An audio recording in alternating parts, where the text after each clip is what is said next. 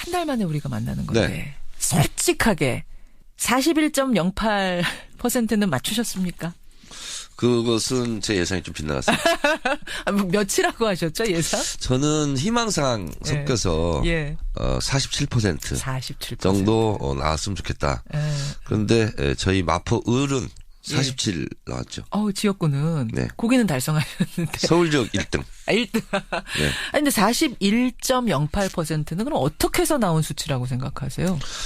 오자구도에서 나올 수 있는 최고의 수치가 아닐까 이렇게 생각을 하고요. 오자구도. 예. 아니 근데 이제 일각에서는 41.08이면은 기존의 대통령들 득표율 비하면 낮은 거 아니냐. 이거 주도권 잡고 가기 어려운 거 아니냐. 좀 50 가까이는 갔었어야 되는 거 아니냐라는 얘기 나오기도 하는데. 그것은 후보 구도에 따라 다 달라지는 건데 오자구도에서는 최고치라고 보고 예를 들어서 야구로 치면 예. 4할 때 타자 보기 드물지 않습니까? 아하. 근데 5할 때 타자가 예. 아니면 예. 뭐 야구를 잘 못하는 거냐. 그건 아니라고 볼 수 있죠. 그러고 엄청난 득표 차하지 않습니까? 압도적인 승리라고 볼 수 있죠. 2위와의 차이를 봐야 된다. 그리고 구도가 항상 양강구도였던 걸 생각하면 네. 이번에는 이명박 오자구도였던 정동영 걸 표차를 넘어섰지 않습니까? 그러네요. 557만 표. 그걸 보면 예. 국민들이 무엇을 원했는지를 알 수가 있죠. 그래요. 41.08. 그러니까 이 정도면 압도적이라고 본다 이 말씀이시고. 네. 그러면 홍준표, 안철수 후보의 실버 크로스. 사실 이건 막판 깜깜이 기간에 일어난 거라서 굉장히 국민들도 놀랍고 캠프도 놀라고. 그것은 저는 예측을 했었고요. 이건 예상하셨어요? 그렇습니다. 예. 선거라는 것은 예. 그 여당, 야당, 양 진영 간의 대결이라고 제가 계속 말씀드리지 않습니까? 그렇죠. 그러면 안철수 후보는 그게 이제 안철수의 딜레마, 안철수의 모순인데 예를 들어서 진보 쪽에 표를 구애를 하면 예. 보수 쪽에서 떨어지고 그렇죠. 그렇지 않습니까? 그렇죠. 그래서 결국은 홍준표 후보로 보수 표가 몰릴 것이다 이렇게 봤죠. 홍준표 후보가 2등을 할 것이다. 저는 여러 군데서 말해왔어요. 그렇게 생각하셨어요. 네네. 자, 이분들의 이 당의 앞날은 어떻게 될 건가? 요거는 조금 이따가 우리가 다시 들어보기로 하고 일단 지금의 가장 큰 화제, 가장 큰 이슈 인사 얘기부터 좀 해보죠. 네. 인사. 정 전 의원도 어떻게 가시는 겁니까 어디? 저는 임명직에는 진출하지 않겠다. 그렇게 여러 번 공언해 왔고, 제안이 올 리도 만무하고, 와도. 또 겸손하게. 오더라도 난 안 받겠다. 예, 사양. 아니, 근데 소위 찌라시라는 게 하루에 12번도 더 와요. 네네. 색다른 버전으로 막 들어오는데, 거기에 정전 의원 이름도 막 올라가서 돌아다니던데. 아니, 그런 건 되게 많아요. 많은데, 그것은 의미 없어요. 의미 없어요. 네. 와도 난 안 받겠다. 네네. 저는 선출직에만 관심이 있어요. 이거 진짜로 구체적으로 이름 올리고 있는데 이렇게 말씀하시면 안 되는 거예요. 아닙니다. 알겠습니다. 그럼 아주 객관적인 입장으로 말씀을 해주실 수 있을 것 같은데 지금 어쨌든 당은 좀 술렁이겠어요. 우리 정청래 의원은 나는 임명직은 관심 없다 하셨지만 많은 분들이 관심 있잖아요. 핸드폰 켜놓고 밤에 배터리 충전이 잘 돼 있나 확인하고 자는 사람이 너무 많다. 그런 혹시라도 연락 올까 봐. 우스갯소리가 많이 있습니다. 야 혹시라도 올까 봐. 저는 아예 그냥 핸드폰을 꺼놓고 잡니다. 근데 저는 이제 어제 그런 생각을 했어요. 지금까지는 제가 종편에 출연하지 않고 보수 언론에는 정치 한 13년 동안 인터뷰도 안 하고 막 그랬었거든요. 근데 이제 책임 있는 여권 인사가 됐기 때문에 가리지 않고 정부 정책을 알려야 되겠고 또 이 성공한 대통령이 되어야 되지 않겠습니까? 그래서 제 나름대로 여론조사를 해봤어요. 이래저래 커뮤니티에 개인 여론조사 제 SNS 했더니 거의 95% 이상이 무조건 이제 나가서 정부 정책을 좀 알리는 일을 했으면 좋겠다. 그래서 저는 이제 무보직 대변인. 무보직 대변인. 스스로 임명한 무보직 대변인. 그래서 저는 그런 역할을 좀 할 생각입니다. 그럴 생각이세요. 인사 얘기를 하다가 이렇게 됐는데 가장 파격적인 인사는 뭡니까? 보시기에. 아무래도 조국 교수 민정수석 임명. 당에서 아셨어요? 미리 예상들 하셨어요? 인사라는 부분이 관심은 많이 있지만 또 이게 미리 알려지면 또 이렇게 망치는 경우가 있거든요. 그래서 저는 궁금하긴 하지만 알아보거나 그러진 않습니다. 근데 아무래도 조국 교수가 가장 지금 파격적인 건 사실이죠. 그리고 이제 좀 각광을 받고 있는 것 같아요. 기대도 많고. 현장 경험이 전혀 없는 학자 출신이기 때문에 그래서 조금 뭔가 시행착오 있지 않겠느냐 걱정하는 분들도 분명히 있거든요. 양론이 있는데요. 검찰 개혁, 사법 개혁을 하려면 같은 식구면 필요하다는 메스를 댈 때도 있는데 네. 그래서 눈에 밟히를 못하는 거 아니냐. 그래서 아예 관계가 없는 분이 하는 게 좋겠다 이런 게 있고 또 하나는 그래도 필드에서 경험이 있는 알아야 기억하지 않겠는가. 네, 이런. 그 필드 경험이 있어야 되는 거 아니냐 이런 양론이 있는데 네. 저는 뭐 두 개 다 가보지 않는 길이기 때문에 네. 어떤 길이든 방향 잡고 잘 하는 것이 필요하다 이런 생각이 들어서 저도 어제 응원 트윗을 했는데 조국 교수한테 그러셨어요. 거기는 권력과 권력이 충돌하는 현장이기 때문에 기준을 세워야 된다. 그래서 원칙을 무기로 예. 앞장 세워야 잘할 수 있다. 예. 그렇게 제가 응원했죠. 그러셨군요. 지방선거 전까지 검찰개혁을 완수하겠다. 어제 이게 조국 민정수석의 첫 일성이었습니다. 네. 예. 근데 타임 스케줄상 그럴 수밖에 없는 것이 예. 앞으로 지금 대선은 끝났지만 이 정치의 계절은 끝나지 않았거든요. 이제 앞으로 그렇죠. 개헌을 어떻게 할 것인가. 그렇죠. 내년 지방선거 때 개헌하자고 모든 후보들이 다 얘기했기 때문에 예. 개헌과 함께 맞물려서 여러 가지 개혁 작업이 그때까지는 완수돼야 되지 않을까 하는 생각이 듭니다. 그러면 내년 지방선거까지 큰 줄기가 하나는 검찰개혁이 되겠고 또 큰 줄기 하나는 개헌 논의가 있을 수가 있습니까? 이게 초기부터 진짜? 정말 될까요? 개헌이라는 큰 물줄기 안에 네. 검찰개혁도 있고 모든 개혁이 거기에 맞춰지겠죠. 그러니까 개헌이 될까요? 항상 대통령들이 개헌 얘기하지만 자기 임기 시작되면은 그게 블랙홀 될까봐 말도 못 꺼내는 거잖아요. 저는 문재인 대통령으로서는 그렇게 공헌해 왔고 공약하지 않았습니까? 예. 쉽고 어렵고의 문제가 아니라 예. 그렇게 해야 된다고 저는 해야 생각합니다. 된다. 관전 포인트네요. 네. 우리가 관심 있게 봐요. 그걸 하지 않으면 공약을 지키지 않는 것이 아닌가요? 정청래 의원이 보시기엔 할 거다. 네. 문재인 대통령은 할 거다. 해야 한다. 해야 한다. 네. 이 부분도 여러분 지켜보십시오. 이낙연 총리, 임종석 비서실장, 조국 민정수석 평가를 한번 해보죠. 이 일련의 인사는 어떻게 보세요? 저는 대체적으로 잘된 인사이고 특히 이제 김대중 대통령 때 보면 DJP 연합에 의해서 김종필 총리 예. 임명권이 한 6개월 정도 이렇게 임명되지 않았어요. 그렇죠. 그 야당들이 반대해서. 근데 예. 이낙연 국무총리는 반대하기 어렵지 않겠습니까? 왜요? 일단 대선 전에 약속한 대로 비영남, 호남, 이낙연 지사 이렇게 내정을 했기 때문에 예. 당장 국민의당 같은 경우 크게 반대할 이유를 찾기가 어렵지 않을까요? 네. 게다가 국회의원을 오래 지냈기 때문에 이미 검증은 어느 정도 됐다고 봐야 되는 네, 거고 그렇습니다. 선출직이었으니까. 근데 보면은 이낙연, 임종석 이런 분들 일부러 지금 친문 인사는 배제하고 가는 겁니까? 일부러? 배제라기보다는 문재인 대통령의 포용의 리더십 그런 차원이라고 보고 있고요. 선거 때도 보세요. 그 후보 연설할 때 보면 옆에 예. 쭉 서 있는 분들이 예. 대체적으로 다 비문 계열이었죠. 그러네요. 그렇습니다. 기동민 실장도 그렇고 얼굴도 지금 떠올려 보니까 네. 친문은 아니에요. 네. 최측근이라고 하는 사람 대체적으로 아니에요. 문재인 후보에게 예. 우호적이지 않았던 분들이 옆에 전면에. 쫙 포진하고. 박영선 의원도 그랬고. 그러네요. 그러고요. 김경수 의원 하나 정도가 측근 정도로 그러니까 취급될 수 있을 것 같고. 저도 그 선거 기간 동안 옆에 가지 않았어요. 그래서 사진 찍은 게 하나도 없습니다. 그렇군요. 네네. 친문 역차별 아니야? 이런 얘기는 혹시 당내에서 안 나와요?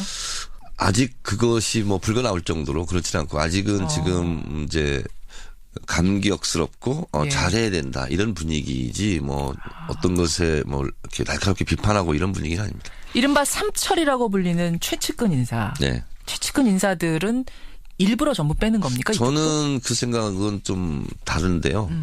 특히 이제 양정철 전 비서관 같은 경우 예. 가장 옆에서 가장 고생한 사람인데. 자타공인 가장 최측근이죠. 네, 그렇습니다. 근데 그렇기 때문에 예. 빼야 된다. 저는 그건 동의할 수 없고 오히려 더 적극적으로 역할해야 된다. 그쪽으로 보세요. 네, 저는 그렇게 생각합니다. 사실 이제 그분을 놓고 여러 가지 얘기들이 많더라고요. 뭐냐면 지금까지 믿고 의지했던 최측근을 차라리 전면에 세워서 그러니까 공식 자리를 주고 계속 가는 것이 비선 논란 막을 수 있는 길이다. 이렇게 보는 분이 있는가 하면 만약에라도 이분을 정말 공식 라인으로 넣게 되면은 진짜로 문고리 3인방 얘기처럼 뭐 이렇게 될 수도 있으니까 또 빼야 된다는 분도 있고. 근데 넣는 게 맞다고 보세요? 저는 예를 들어서 국회의원 선거 때 저를 가장 열심히 도왔던 사람을 당연히 보좌관으로 저는 이렇게 기용해야 되는 게 맞다고 보거든요. 성공을 했다면 그렇게 네, 해서. 그렇습니다. 네. 그것이 너무 자연스러운 거죠. 안 그런 것이 더 부자연스럽지 않나요? 그렇게 보세요. 네. 근데 어쨌든 이번에 빠지는 거죠. 3명 다. 그건 모르겠습니다. 알겠습니다. 여러분은 어떻게 생각하시는가? 요거에 대해서는 의견을 좀 구해보도록 하고, 타당 인사가 장관으로 기용될 가능성. 이걸 이제 대통령도 이야기를 하셨고, 어제 뭐 박영선 의원 출연했습니다만 통합추진위원장도 말씀하셨고, 이렇게 되면 정말 이건 파격적인 거잖아요. 진짜로 되겠습니까? 노무현 대통령 때도 그런 시도가 있었습니다. 당시 열린우리당과 갈라니 그때 민주당이랑 또 있지 않았습니까? 예. 그때도 한두 분 정도 입각을 제안했는데 성사되지는 않았죠. 진짜 어려운 일이잖아요. 그게. 어려운 일입니다. 어려운 일이잖아요. 그러니까 개인의 입장이 아니라 당의 입장이라는 게 있지 않습니까? 그렇죠. 예를 들어서 정의당에 누가 장관을 입각했다. 근데 정의당이 야당이지 않습니까? 예. 그러면 문재인 대통령에 대해서 비판할 때 약간 좀 거시기한 부분이 있지 않을까요? 많이 거시기할 수 있어요. 네네, 사실은 현실적으로. 네, 그래서 쉽지만은 않습니다. 근데 저는 그런 모습이 실제로 나타났으면 좋겠어요. 실제로 됐으면 한 달에 한 번 오는 코너입니다. 월간 정청래 지금 함께하고 계시는데 지금까지는 좀 이렇게 신나는 당의 얘기를 신나는 당의 신나는 고민을 해봤다면 이제는 좀 우울한 당 얘기를 해야 될 것 같아요. 패배한 당들. 제일 우울한 집안은 지금 어디라고 보십니까? 뭐 국민의당이겠죠. 국민의당이죠. 국민의당. 그러니까 3위를 했음에도 불구하고 15명 중에 3위면 못한 거 아닌데. 그렇습니다. 우등상을 받는 거죠. 근데 이제 선거는 1등만 있으니까. 그러게 말입니다. 어제 이상돈 의원은 그러시더라고요. 정권 교체를 열망하는 호남인의 민심이 혹시라도 이제 보수 후보가 될까봐 그게 걱정스러워가지고 될 사람을 밀어준 것뿐이지 국민의당에 대한 어떤 기대감이 못 미쳐서라든지 그런 건 아니다라고 해석하고 계신다. 어떻게 보세요? 저는 뭐 모든 후보들에게 좀 위로의 박수를 먼저 보내고요. 그리고 안철수 후보는 이거냐 저거냐에서 뭐냐 이런 궁금증이 있었던 거죠. 모호한 느낌? 그렇죠. 이 선거라는 것은 결국은 여하이 내 편으로 많은 사람들을 끌어들여서 찍게 만드느냐 이거잖아요. 그렇죠. 단순하게 말하면 그렇습니다. 그래서 어떤 의미로 보면 편가르기예요. 그런데 그렇게 봤을 때 안철수 후보 같은 경우는 쉽게 말씀드리면 여당도 아니고 야당도 아니고 뭐지? 두 마리의 말이 앞에서 끌고 뒤에서 끌고 하는 형국이다. 그래서 쉽지 않을 거다. 저는 그렇게 봤는데 역시 그렇게 됐죠, 결과도. 그렇게 됐다고 보세요.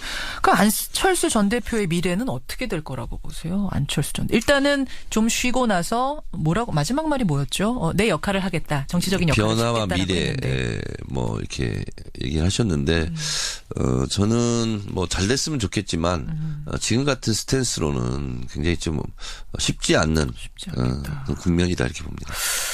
근데 지금 이제 애매하다라고 말씀하셨지만 그걸 또 좋은 쪽으로 표현하자면 중도 표심을 공략할 수 있는 건 아니었어요? 사실상 학술적으로 봐도 중도는 없다.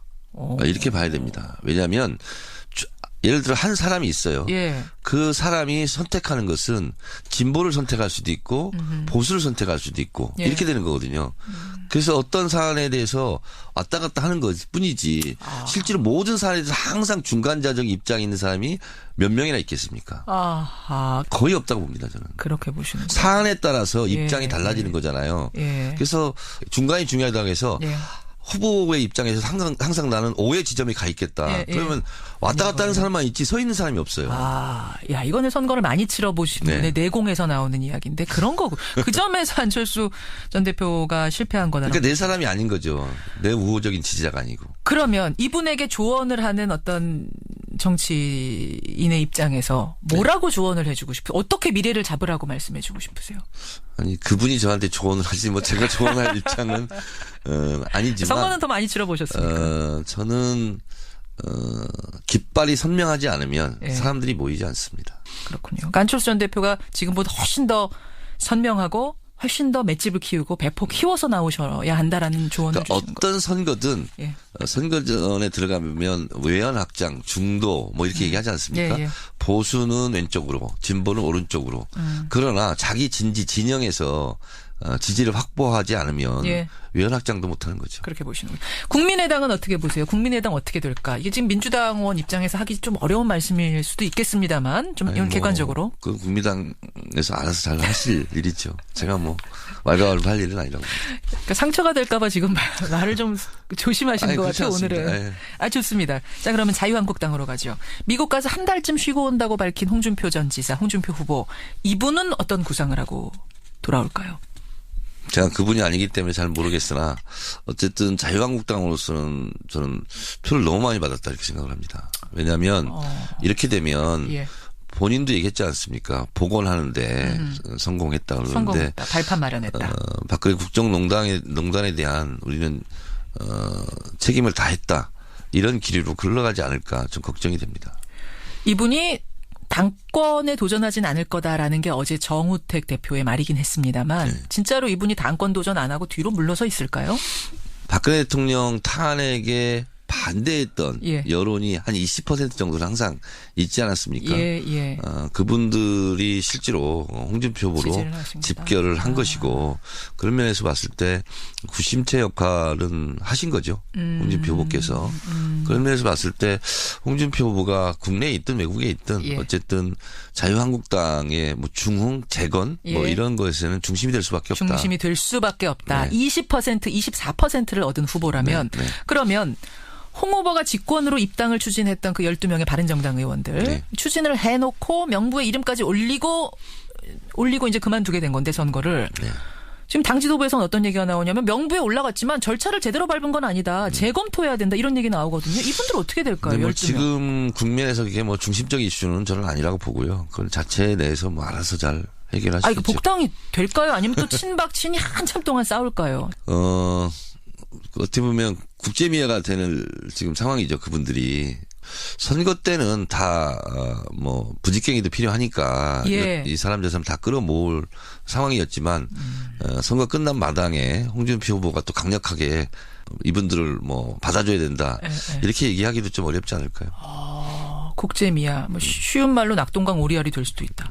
언론에서는 오리알로 다 표현하더라고요. 네. 한참 후에 들어오더라도 그 기간이 상당히 한참 동안 진통을 겪을 수 있다고 보시는 거예요? 그분들이 또 바른정당에서 탈당해서 다시 자유한국당으로 들어간다는 것 자체도 명분 없는 일이었고 그분들이 그 직전까지 자유한국당에 대한 그런 날선 비판들을 생각해 보세요.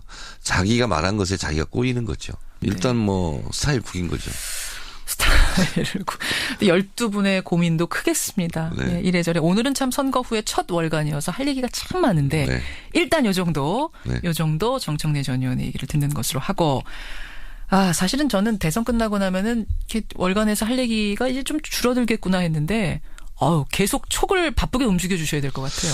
그러니까 대선 이후에 정치의 계절은 계속될 것이다. 제가 말씀드린 것이 지금 이제 당장 이제 초기이기 때문에 그렇지만 이제 개헌 문제 그리고 또 지방선거 그래서 숨가쁘게 정치판을 계속 돌아갈 것 같습니다. 계속해서 술렁일 정치판 어제 오늘 이틀간 봐도 그래요. 네. 얼마나 바쁘게 움직일지 계속해서 그럼 월간에서 잘 맞는 예언 부탁드리겠습니다. 네. 정청래 의원님 고생하셨습니다. 네, 감사합니다. 월간 정청래 전 의원이었습니다. 를 구애를 하면 보수 쪽에서 떨어지고 그렇죠. 그렇지 않습니까? 그래서 결국은 홍준표 후보로 보수표가 몰릴 것이다 이렇게 봤죠. 홍준표 후보가 2등을 할 것이다. 저는 여러 군데서 말해왔어요. 그렇게 생각하셨어요. 네네. 자, 이분들의 이 당의 앞날은 어떻게 될 건가? 요거는 조금 있다가 우리가 다시 들어보기로 하고 일단 지금의 가장 큰 화제, 가장 큰 이슈 인사 얘기부터 좀 해보죠. 네. 인사. 정 전 의원도 어떻게 가시는 겁니까 어디? 저는 임명직에는 진출하지 않겠다. 그렇게 여러 번 공언해 왔고 제안이 올 리도 만무하고 와도 겸손하게 오더라도 난 안 받겠다. 예, 사양. 아니 근데 소위 찌라시라는 게 하루에 12번도 더 와요. 색다른 버전으로 막 들어오는데 거기에 정 전 의원 이름도 막 올라가서 돌아다니던데. 아니 뭐 그런 건 되게 많아요. 많은데 그것은 뭐 의미 없어요. 의미 없. 네. 와도 난 안 받겠다. 네네. 저는 뭐 선출직에만 관심이 있어요. 아 이거 진짜로 구체적으로 이름 올리고 있는데 이렇게 말씀하시면 안 되는 거예요. 아닙니다. 알겠습니다. 그럼 아주 객관적인 입장으로 말씀을 해주실 수 있을 것 네네. 같은데 지금 어쨌든 당은 좀 술렁이겠어요. 우리 뭐 정청래 의원은 나는 임명직은 관심 없다 하셨지만 많은 분들이 네. 관심 있잖아요. 핸드폰 켜놓고 밤에 배터리 충전이 잘 돼 있나 이렇게 확인하고 자는 사람이 너무 많다.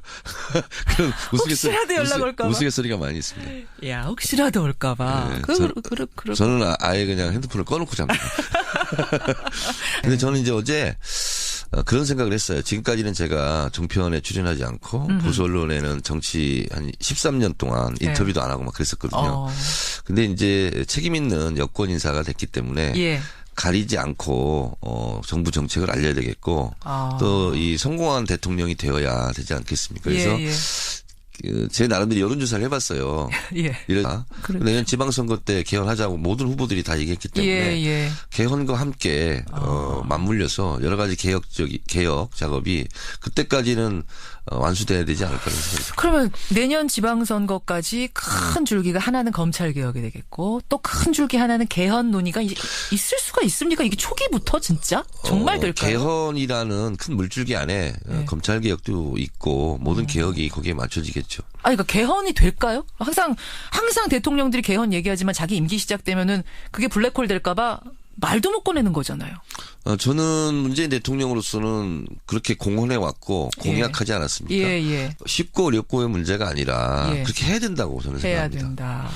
관전 포인트네요. 우리가 관심 있게 봐요. 그걸 하지 않으면 공약을 지키지 않는 것이 아닌가요? 정청래 의원이 보시기엔 할 거다. 네. 문재인 대통령은 할 거다. 해야 한다. 해야 한다. 네.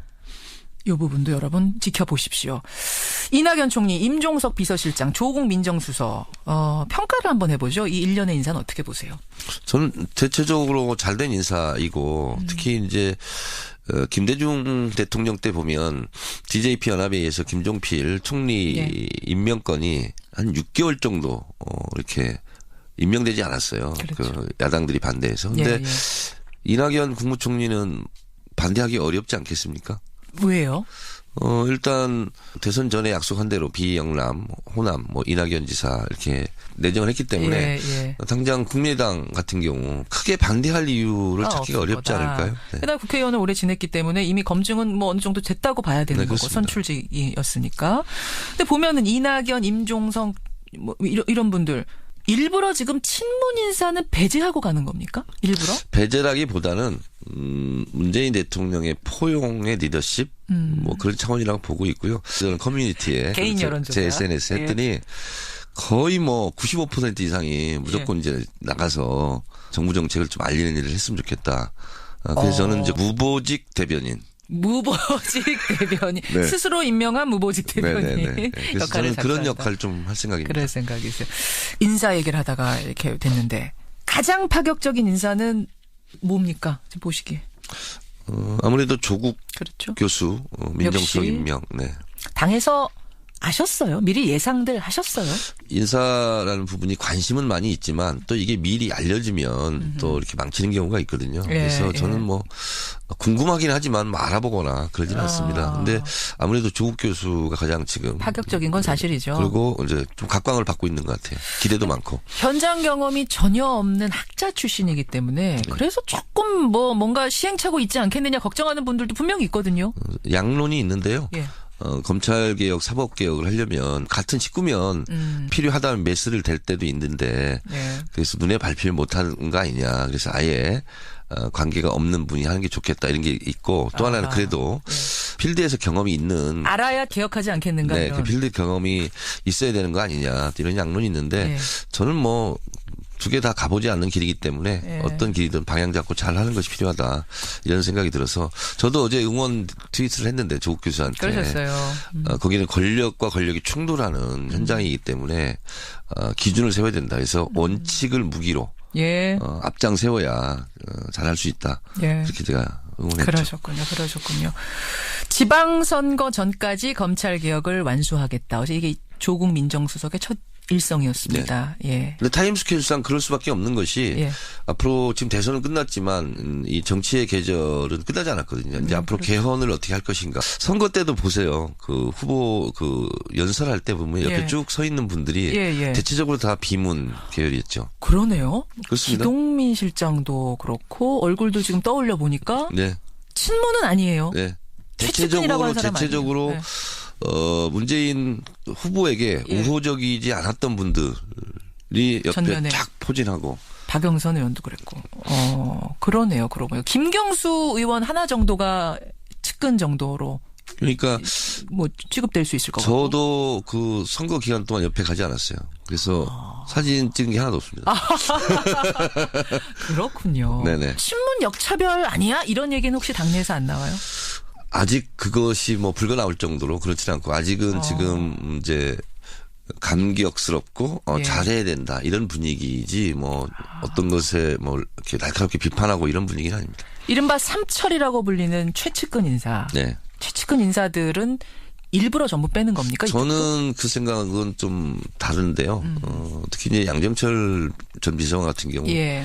가장 옆에서 가장 고생한 사람인데. 뭐 자타공인 가장 최측근이죠. 네, 그렇습니다. 근데 그렇기 때문에 예. 빼야 된다. 저는 그건 동의할 수 없고 오히려 더 적극적으로 역할해야 된다. 그쪽으로 보세요. 네, 저는 그렇게 생각합니다. 사실 이제 그분을 놓고 여러 가지 얘기들이 많더라고요. 뭐냐면 지금까지 믿고 의지했던 최측근을 차라리 전면에 세워서 그러니까 공식 자리를 주고 계속 가는 것이 비선 논란 막을 수 있는 길이다. 이렇게 보는 분이 있는가 하면 만약에라도 이분을 정말 공식 라인으로 넣게 되면은 진짜로 문고리 3인방 얘기처럼 뭐 이렇게 될 수도 있으니까 또 빼야 된다란 분도 있고.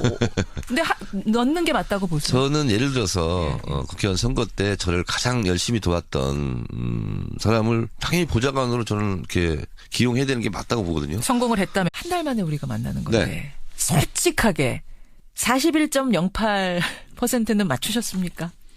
그것은 제 예상이 좀 빗나갔습니다. 몇이라고 하셨죠 예상? 저는 희망사항 섞여서 예. 47% 47% 정도 나왔으면 좋겠다. 그런데 저희 마포 을은 47 나왔죠. 지역구는 네. 거기는 달성하셨는데 서울 지역 1등. 1등. 네. 아니 근데 41.08%는 그럼 어떻게 해서 나온 수치라고 생각하세요? 오자구도에서 나올 수 있는 최고의 수치가 아닐까 이렇게 생각을 하고요. 오자구도. 예. 아니 근데 이제 일각에서는 41.08이면은 기존의 대통령들 득표율 비하면 낮은 거 아니냐. 이거 주도권 잡고 가기 어려운 거 아니냐. 좀 50 가까이는 갔었어야 되는 거 아니냐라는 얘기 나오기도 하는데. 그것은 후보 구도에 따라 다 달라지는 건데 오자구도에서는 최고치라고 보고 예를 들어서 야구로 치면 예. 4할 때 타자 보기 드물지 않습니까? 근데 5할 때 타자가 예. 아니면 예. 뭐 야구를 잘 못하는 거냐. 그건 아니라고 볼 수 있죠. 그러고 엄청난 득표 차하지 않습니까? 압도적인 승리라고 볼 수 있죠. 2위와의 차이를 봐야 된다. 그리고 구도가 항상 양강 구도였던 걸 생각하면 이번에는 이명박 오자 구도였던 정동영 걸. 표차를 넘어섰지 않습니까? 그러네요. 557만 표. 그걸 보면 예. 국민들이 무엇을 원했는지를 알 수가 있죠. 그래요. 41.08. 그러니까 이 정도면 압도적이라고 본다 이 말씀이시고. 네. 그럼 홍준표, 안철수 후보의 실버 크로스. 사실 이건 막판 깜깜이 기간에 일어난 거여서 굉장히 국민들도 놀라고 캠프도 놀라고. 그것은 저는 뭐 예측을 했었고요. 이건 예상하셨어요? 네, 그렇습니다. 예. 선거라는 것은 예. 그 여당, 야당, 양 진영 간의 대결이라고 제가 계속 말씀드리지 그렇죠. 않습니까? 그러면 안철수 후보는 그게 이제 안철수의 딜레마, 안철수의 모순인데 예를 들어서 진보 쪽의 표